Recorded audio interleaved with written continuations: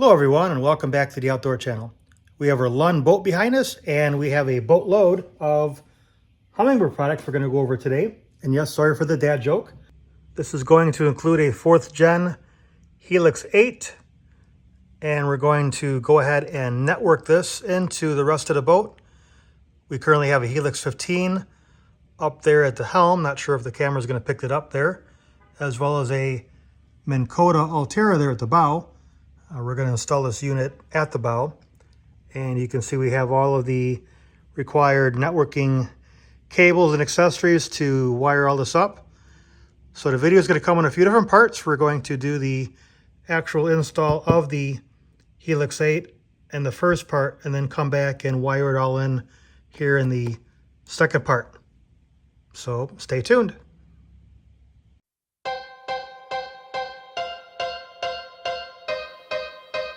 Welcome to the outdoors.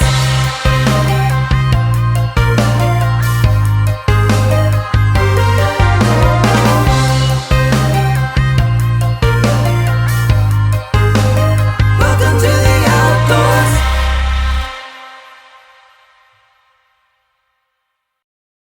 We're going to go ahead and open up the box. As you can see, this is a Helix 8, but it doesn't have to be. This could be a Helix 9, a 10, a 12. It could even be the newer version of Helix 7. The install is going to be the same. Most of the components, or all the components, are really going to be the same. So if you're just looking at this going, I don't have a Helix 8, you're going to be okay. The only exception is probably the Helix 5, because most of those don't have a network option. So we've got all our related hardware there. We'll show that in a second, including our transducer. And we have our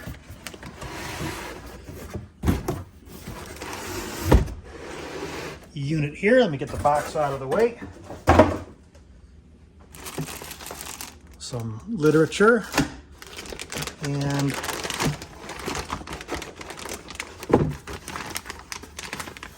there she is. Now, the only real difference between a Helix 8 and a Helix 9, from what I understand, it's the same physical size unit, just the screen is a little bit smaller.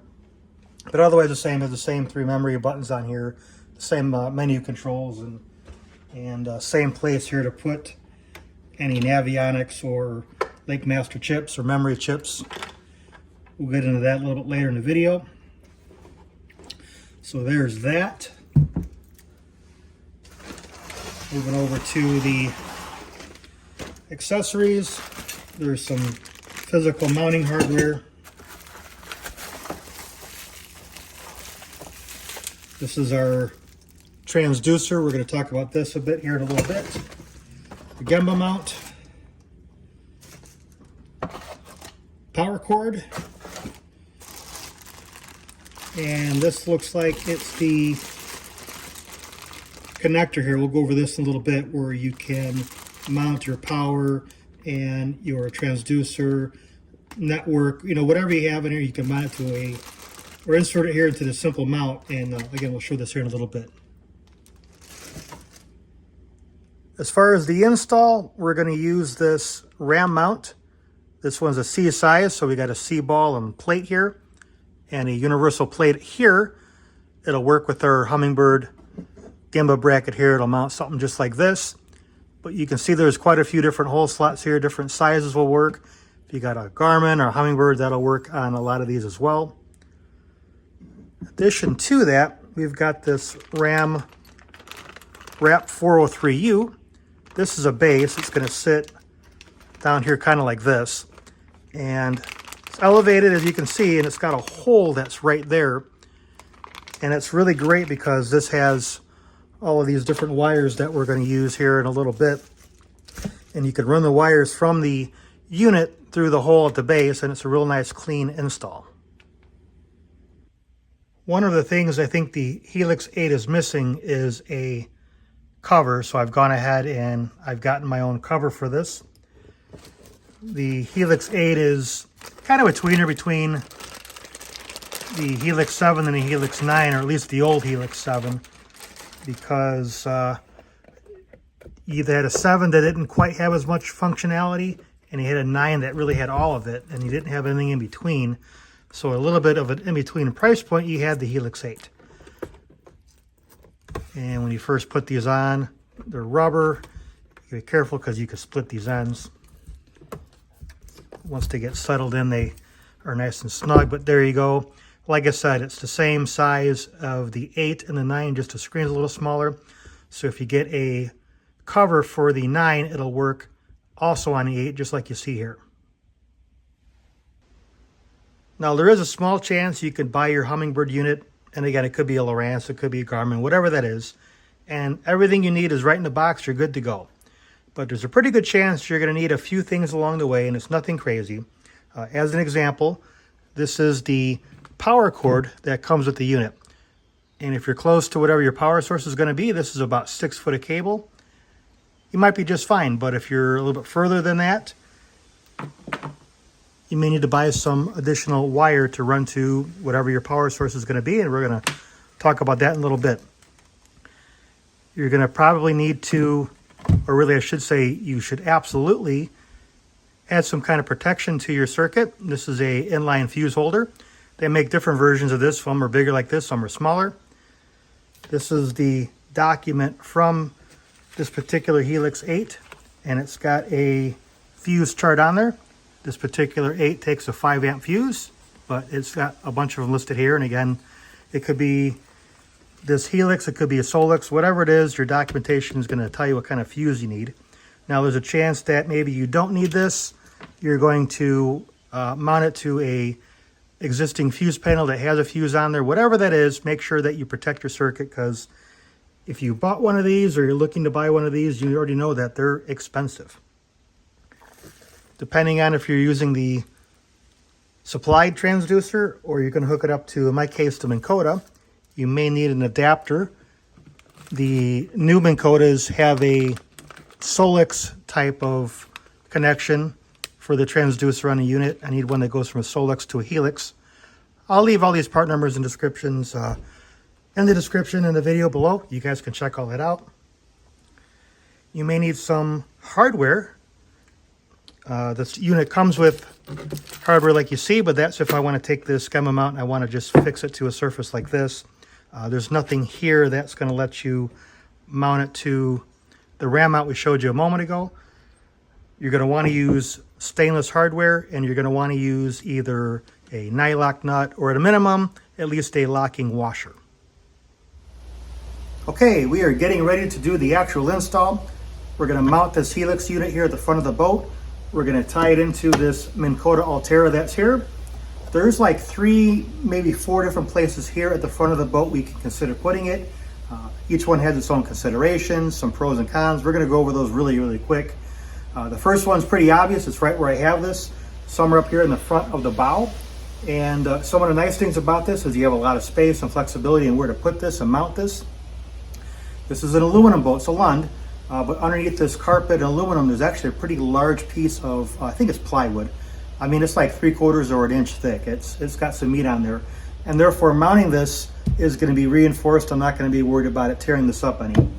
A couple things to also consider. Now, I have a sport top. You can see there's a button here, and there's a little pin here for a strap. So I want to make sure I put this at a spot where I'm not interfering with the sport top when I have it up, so I don't want it too far forward. I don't want it right in front of this button where I'm interfering with the strap. I need to kind of have it over here somewhere. In addition, I want to make sure that the Minn Kota is able to deploy and retract freely. It's not bumping into the Helix. I've got a clear access to putting the nav lights here in the front. You know, all those considerations, things to think about. One of the downsides about having it up here is when I am traveling, especially if I'm staying overnight somewhere, if I'm getting to where I have to, go to next, I don't want to leave this out here in the open. I'm probably going to have to probably leave the base, take the unit off, and maybe store it somewhere, and then put it back when I get to wherever I'm getting to. Not too big of a deal, but something to think about. Now, if you don't want to have it up here, there's room to put it down here. Now, in my case, you can see part of the window here, I have a speaker, part of my stereo. So it limits my access a little bit, but I still have room where I can set this down here somewhere. And just like there's a big piece of plywood here, it's just some aluminum here. So you, depending on how heavy your unit is, again, this is an 8, probably going to want to stick a piece of plywood or something back here to reinforce the whatever your mounting system is going to be, so you don't, you know, beat this up too bad. One of the nice things about it is if I want to put my travel cover on, I could probably just knock this down and I could put my cover on, no big deal. I don't need to take the unit off, anything like that. Wires can tuck in here real nicely. On the bad side, you're probably encroaching on this area here, the deck, a little bit. I have some bow cushions here you can't see in the camera. Probably not a big deal, but something to think about. The last two, basically the same thing. You can put it somewhere here on your gunnel. My dad has this on his boat. He likes it. It's kind of out of the way. There's some steps you could put here on certain trailers so you can put your feet up here and not be in the way. That's more of a personal preference thing. And then the last thing is, this is Lund's, what they call the Sport Track system. And this particular one has a cup holder on it. Each manufacturer, whether it's Lund or Crestline or Lumacraft, whatever have you, they kind of have their own proprietary track system that runs up here into the boat. And I got a little bit of an LED buried into this track and this front part of here, but the rest of it is just an open track. Basically, these just kind of slide in, and you can move these around, and you can take your mount and you can mount them to your track system, and then, you know, move that anywhere along the front of the boat here where you want. Again, just keep in mind you got to manage your wires a little bit. So there's like 4 different options you can use to consider, you know, where you want to mount this. I've gone ahead and very quickly just mocked this up, and we are going to put it here on the deck part of the bow. And looks like I'm a little bit further back this way than I originally thought I was going to be, and that's okay. It's going to leave me some room here on the deck if I need to put something down. It's going to clear my nav lights there in case I need to use those. I'm fishing at night. And I'm also going to use this little cable hider that we talked about at the beginning of the video. That's going to sit underneath this, kind of like that. And that's going to help clean up some of the clutter that's here, make it look real nice. But because I'm doing that, we get to drill a pretty good size hole in the front here. So you've kind of got like one shot to do this. Otherwise, you got to get creative in how you want to clean this up. This is a hole saw. I think it's 1.25 inches, and it's going to fit right in the middle of this cable hider. And yeah, we get to drill some holes. So stay tuned.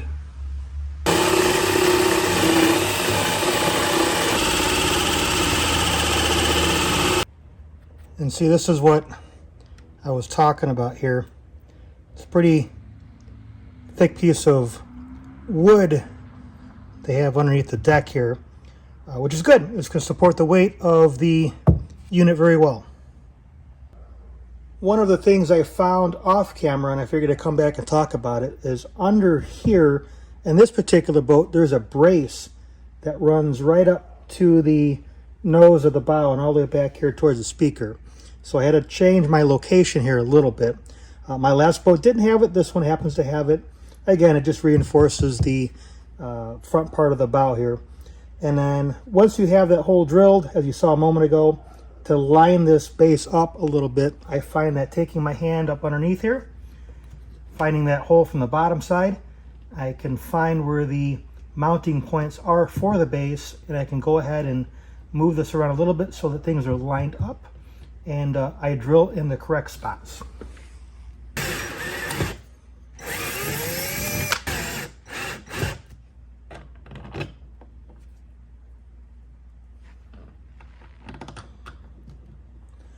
And it's really just a matter of going through and putting in the supplied hardware. Now the hole I drilled is just a little too small, so I'm going to drive these in a little bit.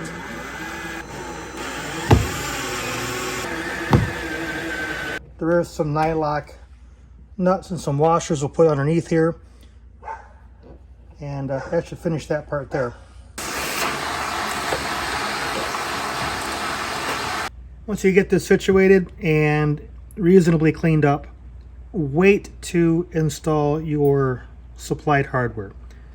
And as you can see, I've actually backed some of these out a little bit, and the reason for that is so you can lift this up a little bit, and it's going to make it a lot easier time to install plugs like this, because this is not going to fit in here the way it's situated. You're going to have to lift this up a little bit to run your plug. So get it here, get it seated, but don't tighten everything down until you're really ready to do that. All right, we've gone ahead and installed our gimbal mount to our ram mount here. These are just some number 8 bolts with some nylock nuts and some washers. I find it is a little bit easier to install those on a workbench than here on the side of the boat, but whatever works for you. And now that we've gone ahead and done like all this prep work, we can actually get to the part of hooking this thing up. So here is the back of the Helix unit. Out of all these plugs, we're going to use 3 of them today. The first one is power, the second one is a transducer, and the third one is the network. Now, depending on what your install is going to be, the first one here is going to be power. This is what comes with it, and no adapters needed. You can just plug this in. We're going to talk a little bit more about power here in a second. If you're using the supplied transducer in your install, it's got a plug that looks like this. Now this has got mega down imaging, mega side imaging, so it's got a bunch of pins. And of course, if you've gone to kindergarten, you know that fits on that one there. If you're going to use your, in my case, Minn Kota trolling motor, you're going to have a couple of wires hanging off of here. Now this one's the foot pedal. This one, of course, is power. Don't need to worry about those two, but here's the other ones. And let me get the ends here real quick. And these look nothing like anything on the back of this Helix unit. So this is the transducer for what's on the head, or I'm sorry, the tail end here of the Minn Kota unit. This one happens to have mega down imaging and not side imaging, but the plug is going to be the same. Now this is one for a Solix unit. So if you're doing this with a Solix, no adapters needed. You can just plug this in the back of your Solix. And this one here is a networking, and I'm not sure what the Solix has, but we're going to have 2 adapters here, one for each of these. So going to what those are, here is our network adapter. So it looks like what we just saw a moment ago, and it's got the network plug that fits here into the back of the Helix unit. I'll leave all these part numbers down below so you can see them. I'll leave links. You guys can get all that. And then this is the Solix to Helix adapter that again will go here. So all this really depends very much on what your install looks like, whether you're using supplied transducer or you're using a transducer on this unit. Maybe you have an older Minn Kota, maybe you have, you know, another brand trolling motor. Those adapters may be unique to you. But again, for this particular install, I'll leave all that below. Included with this Humminbird and most of them is this adapter here. And you run all your cables through this end. And you can see here, this looks just like the back of your Helix here. And all you got to do is place it like that, and when you take them off, little triggers right here, just pops right off. Makes this really easy if you have to take this and remove it for transport or just have a nice clean look. And it's really easy to set up here. Pop these couple of screws out. Don't lose them. And then once you pull those out, this just opens up here. And you can be kind of careful with it. And you can see they've got channels for each of your plugs. So if I'm going to take, let me just pick one of them here. This one looks like my transducer. So this is going to get seated into here. There you go. Here to click. And that one's ready to go. And you can put, again, as few or as many as you have in here. Put those couple screws back in and you're ready to go. All right, I've come to the other side of the unit here, and you can see we've got our plugs all in order and ready to go. And this again just plugs in here just like that. A couple of audible clicks. We have all of our adapters in except for a network cable. We're going to cover this in part 2 of the series. Now, if you're just going to hook up your Minn Kota to your Helix, you can just plug that in and you're ready to go. No big deal, but we're going to do a lot more networking in the next video. I know that putting this and really putting this base in here was a bit more work, but you can see how much cleaner this is. With all the wires tucked in here, you don't have a big mess here in the front of your boat. I'll show another angle of that here in a moment. But that's really what she's going to look like when she's done. Here's that other angle. Nice and clean. Now, if you really wanted to, you could probably run your power cable up in here. Not going to do that. It's a pretty big plug and there's no real need to do that. It looks good just right there, but just a nice clean install.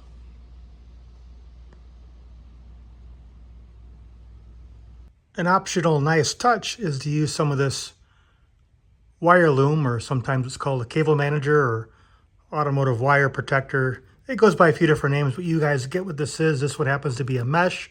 They've got plastic corrugate as well. This is leftover from when I did the custom install of the Helix 15 there. And in my case, the red and black match my boat there a little bit. So I'm going to go ahead and cut off a small piece and we'll cover up some of the wires there. A few minutes ago, I said we would cover the transducer. This is what comes with the unit. Now, if you have your unit all the way up in the front there, or let's say you're mounting this somewhere else, maybe behind a helm, a second one behind a helm, maybe somewhere here in the back, and you wanted to use this transducer, you certainly can. You do not need the adapter I showed you a little while ago. You can just simply plug this into the back of your Helix just the way it comes. You'll find that plug, and you'll have to run your wires back here however you want to run them back here, usually here somewhere in the gunnel. In my particular case, there's an access port here to kind of run some wires under the splash well and down here. Now I have one, really two hooked up. Now this transducer that's already here is for that Helix 15 that was up at the helm. The exact same transducer that is here in the packaging. You'll want to put a transom plate on here. You don't have to, but this limits the amount of screws that you have in the back of your boat. As you can see, it's just 2 screws here. One on that side of that black plate and one on the other. And just a little bit of caulk that keeps some water getting in there. And they get mounted like that. There's plenty of videos out there how to mount transducers, but basically it's going to look something like this. Now in my case, I've got the high speed or 2D transducer on here, which helps me read the ground a little bit better at speed. And I do have a separate video on how to hook that up. You can check out my channel with the links below. In a later video, we can get really creative with this, especially once we network the 3 units together, really more or less talking about the 2 Helix units. These are mega side and mega down imaging units. And there's a Y cable that you can get where you can hook up 2 of these.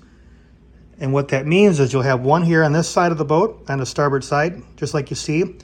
And you go and you put one on the port side with that Y cable, and you can do some simple settings on your Helix unit for this one to read side imaging going that way, and the other unit that goes on the port side in this case to read side imaging going that way. So something we'll cover in a later video. If you end up not using this, don't throw it away. They're expensive.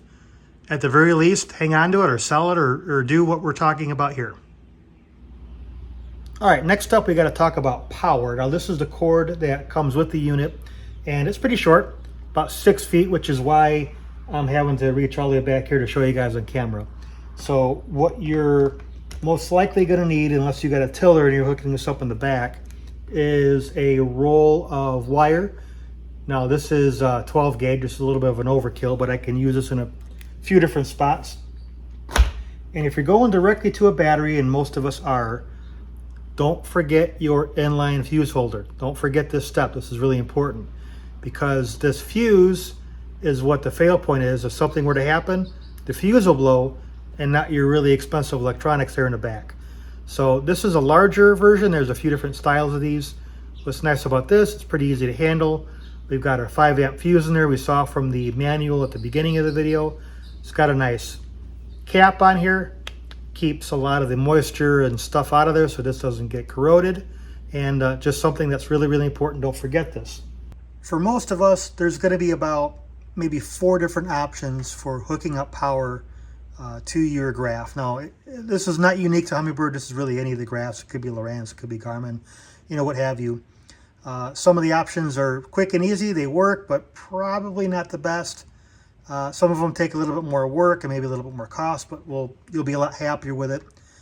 And that first option is to run power to one of your trolling motor batteries. Now, some of the pros they're pretty close in this case. I'm in the bow of the boat. They're pretty much right under me. I'm sure I could find a quick and easy way to run some wires to it. Put that fuse connector in, be ready to go. Most of us that have trolling motors and batteries, we have a way to charge them. You can recharge your batteries overnight or whatever that might be. Some of the cons are these units, they're and not just, again, these are really all of these units. They're a little bit touchy when it comes to power draws or power drops. So as you use your battery and this is pulling, and these can pull out of current, your unit's probably going to start kicking out and turning off on you, and it's just going to make you mad and annoy you, and having to restart your unit constantly. Maybe when the batteries are brand new, maybe not so much of a big issue, but as they start to age, again, these don't like power drops. They're just going to turn off. I'm not sure if you get any interference because you're sharing power between the trolling motor and this, but if you do get some interference, it generally messes with the visual on your graph. And again, it's quick and easy, like I said, but it's not really the best idea. The second option, and a much better option in my opinion, is to run power to your crank battery. Now, in my particular case, the crank battery is here at the back of the boat. All the more reason to have nice thick wire. And you don't have the power fluctuations or power loss you have when you're using your trolling motor battery. When you run your big motor or whatever you have on the back of your boat, it's generally going to recharge the battery. And you have a lot less of those things to worry about. The third option, which is both probably the best option and also the most expensive option, is to install a dedicated battery just for your electronics. Now, I have some room for it here where these toolboxes are. You don't have the power fluctuations of a trolling motor battery. You don't have to worry about running down your crank battery. You can install a battery switch so you can manage how you want to charge that. But like I said, more expensive batteries like this, a couple $100s to many hundreds of dollars, depending on what you get. But that's how most of the pro anglers do it. And again, probably one of the best options that you can do. And the fourth option, at least for me, most boats today have a built-in fuse panel somewhere.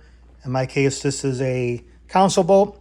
I have a fuse panel right below my Helix 15 inside the console there. All the fuses for all of the electronics on the boat are there. I have a few extra spots I can wire in an extra unit such as the Helix we put in the front.